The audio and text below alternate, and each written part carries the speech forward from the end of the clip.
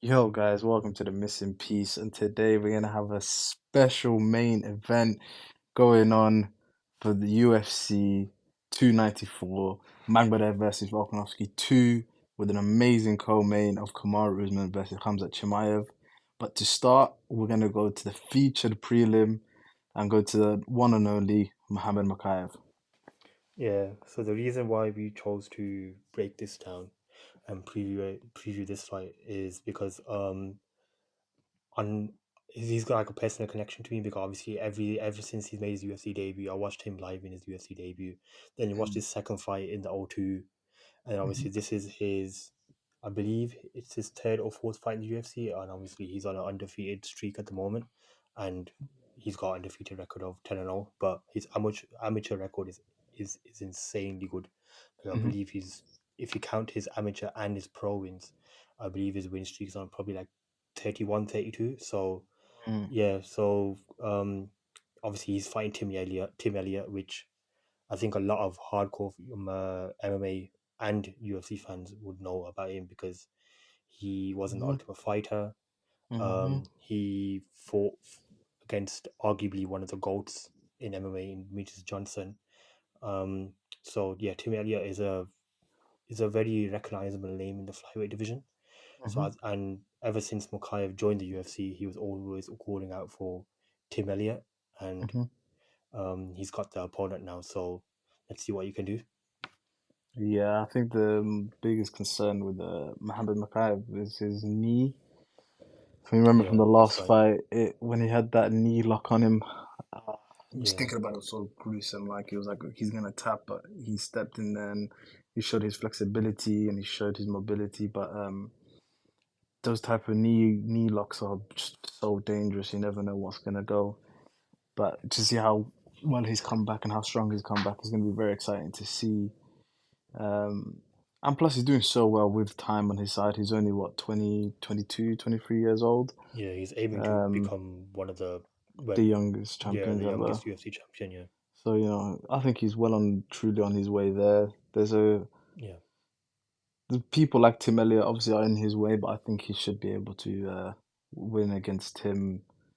It will be a tough fight because Tim is a guy that's known for not backing down. But yeah, I think it's gonna be interesting. And I don't know. I think this one we're gonna see a little bit more of Mohamed's striking game. I feel like yeah. just I think because so as it's well. the way everyone knows his ground game and his wrestling, but I think he's gonna try and maybe make a statement. Yeah, make a statement. I'll give you. I think he trains in Bahrain, so technically, obviously, Middle East is happening in Abu Dhabi, so that Mm, region. So his crown's going to be on his side. So I believe he will get the victory probably by decision, or if he yeah, does want to get a finish, it most likely will be on the ground. yeah, I So think it'll be either a submission, submission or ground and pound. But definitely. yeah, I think that's the main two or three points in terms of keys to victory for Mokaev. Whereas for Tim Elliott, I think he just keep on doing what he's doing. Like he's a very unorthodox fighter, so he's obviously striking's Hmm. up there in the flyweight division. Hmm. Um, he is ranked. Obviously, he's always been there in obviously he fought for the title against DJ, Hmm. but he's always been in the top 10 or close enough to become a title contender. So um, Hmm. yeah, I think his keys to victory is probably just be the fighter that he is, keep on being unorthodox and unique. But I Yeah, think Mokaev will get the victory. I mean that's the thing with Tim. He's gonna be very awkward style. But the other thing is, both of these fighters have not fought in a while. I know Muhammad obviously been out with the knee and maybe some other issues because he hasn't fought since Kamaru and Usman 3 back in March. Yeah, So he's been out for a little bit, but obviously we hope that his cardio and his strength stay the same. Um, and same with Tim. I think Tim hasn't fought since maybe May, June. Seeing that last fight. So it was I think he was fighting in the Kai Kara France fight night. But yeah, that's right. Yeah, yeah, it's yeah, I hope both of these put on a show because I think it's gonna be a great fight. I think they're gonna be really entertaining for flyweight because people don't really look towards the smaller guys, really, honestly, because obviously a lot of people are attracted by the bigger hitters and stuff like that. But I think Mohammed Mokaev is going to be very. I think with this win, he's going to break obviously into the top 10, but I think he might end up actually going higher than 10th, to be fair. Yeah, yeah. I think he I can go think yeah, easily he's 8th. yeah. I think he'll break into the top 10, probably even maybe Hmm. top 7, top 6. But he's always Hmm. once he gets this win, which I think he will be calling out for he's going to be on a title run. So see what he can do. But yeah, I think Makai will get the job done. So that's the featured prelim.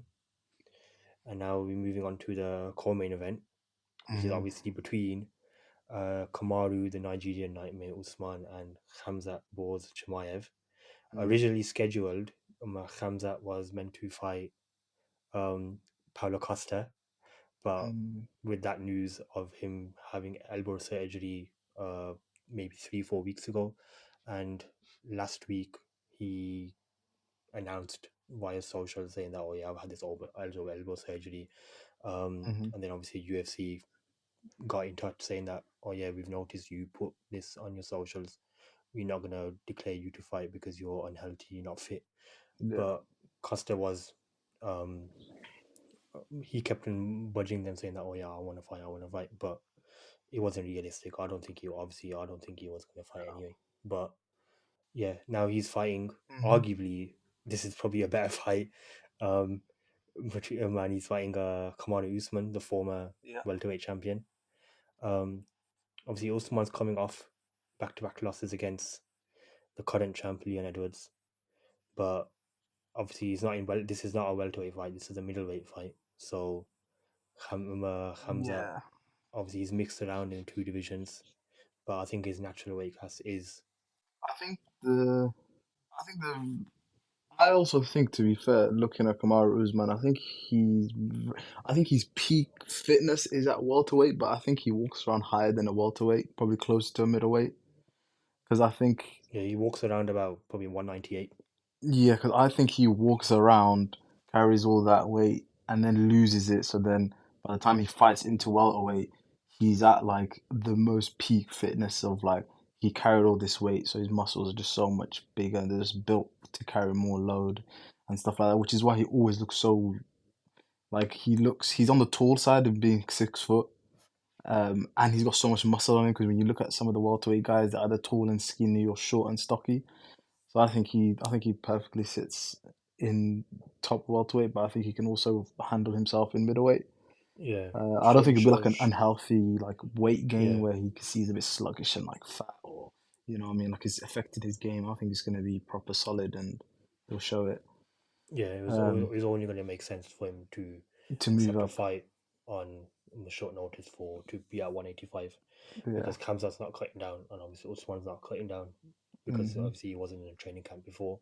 But Hmm. yeah, this fight in terms of um, obviously Dana did say before, once this fight got announced, saying that whoever wins this Mm. will challenge for the middleweight title against Mm. Sean Strickland. So it's huge stakes, even though it's a recently scheduled fight, and Hmm.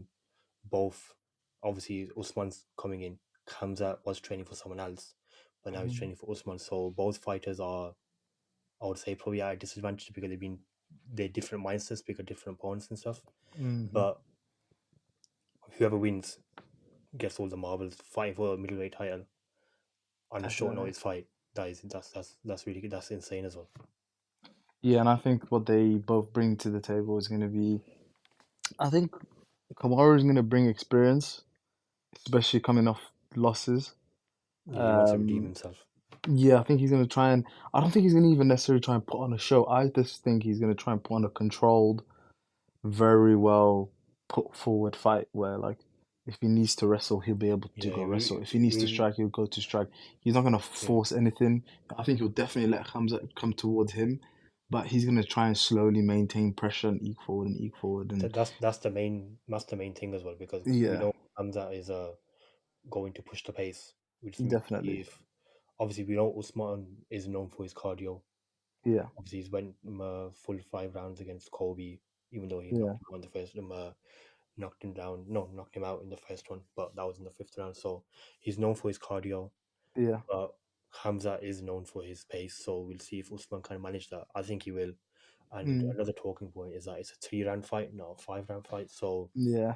um, So you can let your hands go a little bit more. yeah. So and obviously both have pedigrees in wrestling. So Mm, and we all know the stereotypical um, problem when two wrestlers come together. They don't wrestle or grapple. They just strike. Perfect mm, example of once again was between Usman and Kobe. So hmm. But that's to be fair, though, these two are very good strikers. Where if they let their hands go, they'll knock out each other as well.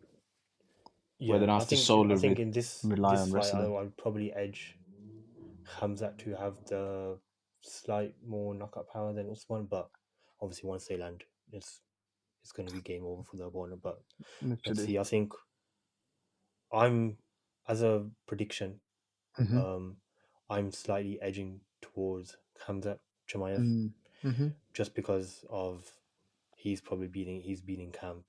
Yeah, he's Um, more in shape. yeah, he's I more in think shape. Yeah, he's in the and right headspace for it. Because I definitely agree with you. Because I think Khamzat's fighting this as this is my time to beat this guy, and then I can yeah, fight for a belt. Where Kamaru's fighting from a point where I need this to get back to where I was. Like I have to win to get back to where I was and to be the champion again. That's the difference yeah. in But mentality.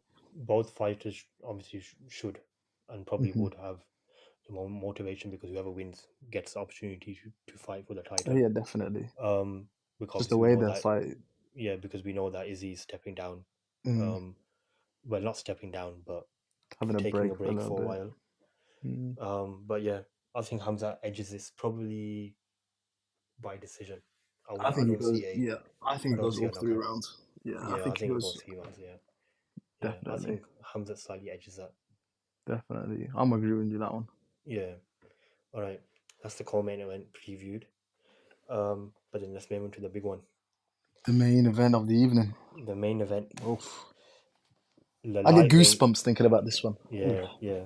They, we'll go on to talking about this. But first thing is that obviously it's a lightweight title fight. Yeah, Volkanovski yeah, is back to fight Islam. yeah. And this is Islam's his first fight was in February against Volkanovski, Hmm. and he's fighting him again. So he hasn't had a fight in In between. between. Yeah. Whereas Volk has, because Volk fought in February against Islam, then he Hmm. fought in July against Yair Rodriguez, and now Hmm. he's stepping up on short notice, just like Usman is stepping up to fight Hamza. Yeah. Volk is stepping up on short notice to obviously once again avenge his loss against Hmm. Islam Makhachev. Yeah. I think Volk might be in a bit of a different position to Kamaru, only because of the fact 100%. that he was fighting recently, so he's more shape, like he's in shape more than he was. Um, since obviously him fighting in July, I think he's a bit more ready on Yeah, Saturday, anyways. and there is a lot of talking points on this fight because we we all seen what Val can do against Mm, I wouldn't say not even not a world class lightweight, an elite lightweight in Islam because obviously he comes from Pakistan. He's known for his wrestling, his sambo, and mm, in my opinion, um, he has out of probably all those Dagestani fighters coming from even from AKA in San Jose, California, with Javier mm, Mendez and stuff. He's probably got the best striking in that camp. mm-hmm. So with that, he's backing up that elite striking with his elite sambo and wrestling. So he's a complete package. And obviously we've seen what Val can do against Islam in February. So let's see if Val can replicate that Hmm. and do better because um, um, uh, as it's fight week, Volk was saying to the media Mm, that I plan to finish him, maybe round yeah, 3, round 4. yeah, Um, and Islam wants to finish him as well. So yeah, I think Volk has a huge chip on his shoulder because he wants to avenge his loss, whereas Islam wants to retain his title. yeah, definitely. I think I think this fight is going to be fireworks. I hope it doesn't come down to it end up being slow because if they try and pick up the pace too quickly from the start and try and KO each other or submit each other, I hope it doesn't get to the fourth and the championship rounds and they're all a bit sluggish and a bit tired. But we know from the last time that their cardio was good enough to go all five Yeah. at a good pace. So I hope that can stay the same. Yeah, one thing that will annoy me for sure, probably some other fans, I don't know if that you, Mm, but obviously last fight we all seen that it was a very close fight. Some people had it to mm, Volk, some people had it to Islam. mm, Um, if it goes to decision and it's a close fight mm, like the other one in February, that would annoy me so much because the February, even though Islam won, a lot of mm, fans were divided in the fan mm. in the UFC base and MMA base. They were like, "Oh yeah, some people had it Islam, some people had it Volk." If it goes the same way, do we see another third fight? Because we can't have two close fights No, and I don't think not it'll determine go. a clear winner. No, I don't think it'll go to a third fight if Islam wins. I think the only way it goes to a third fight is if Volk wins. But I don't think it. I think it'll automatically happen as a third fight if Volk wins because that's just how it works. Because he's gonna Yeah, try and rematch for his title. But I think if Islam wins and it's just as close as the last one, where um, he basically split the MMA world in two, I think they won't do it again only because there's other people to fight for each respective title. Do you know what I mean? Like yeah. this Whereas, works out again yeah, now because Volk didn't have anyone to fight now because he just beat Yair, and Islam hasn't fought for ages. They're supposed to fight Charles. Charles is out, and it makes sense to do that. But I think if they try to do it again, then it's going to be like people that are they're losing out on their title. Well, their title opportunities, should I say? yeah. Volk obviously he was talking about it during the press conference that he Hmm. was originally slated to fight Ilya Topuria in January because he was obviously slowly entering training camp to fight in January. I Hmm. believe that was in Toronto, Canada. So Mm, obviously he was slowly going to training camp, but mm, he's always in shape. So he was like, "Oh yeah, let me take this opportunity to avenge my loss yeah, and get back in action." yeah. Whereas, so from that point of view, I think Volk probably has maybe one, maybe two worthy opponents in his own division, in the Mm, 145 division. yeah, There's Topuria, which I think he will fight in January no matter what the result, depending on yeah, injuries yeah, this weekend. Whereas yeah. Islam does have Charles, but obviously we all seen what happened to Charles last week because he pulled out Mm, and Vike stepped in. But and another worthy contender for Islam's title is Justin Gaethje because he yeah. beat Poirier and obviously he's a BMF Because I battle. thought that's what was gonna happen when Oliveira stepped out, but apparently not. Because I Yeah, thought he was next, but I think the reason why that didn't happen is because Gaethje, he's not like that type of, obviously no hate on him, but mm, um I think he's not that type of person to be actively training. I think yeah, he's one of those people that, oh yeah, once I've entered training camp, I train like yeah, proper. Whereas beside when it's not training camp, obviously he's there in the mm, gym and stuff like that, but not fully focused, saying that, oh yeah, I'm fighting this opponent, I need to train for him. But when he's got no opponent scheduled, yeah. he takes it off a bit, yeah. So I think that's why um Gaethje wasn't called into action. Mm, UFC might have called him, but Volk obviously stepped up, so fair play to yeah. Volk. But yeah, no, I'm so excited to see this fight happen, bro. Like I just can't wait for it. Yeah, this co-main event and main event. Do you think it's better than the originally scheduled fights? I think it is. I think it is. Yeah, I would say as well. I I would say think as it's well. better because of you got a champion and ex-champion taking this fight on such short notice, and it's just like people want to see the best of the best fighters constantly fighting. And Do you know what I mean? this is why MMA is one of the best, or if not the best sport in the world. Like literally, 100%.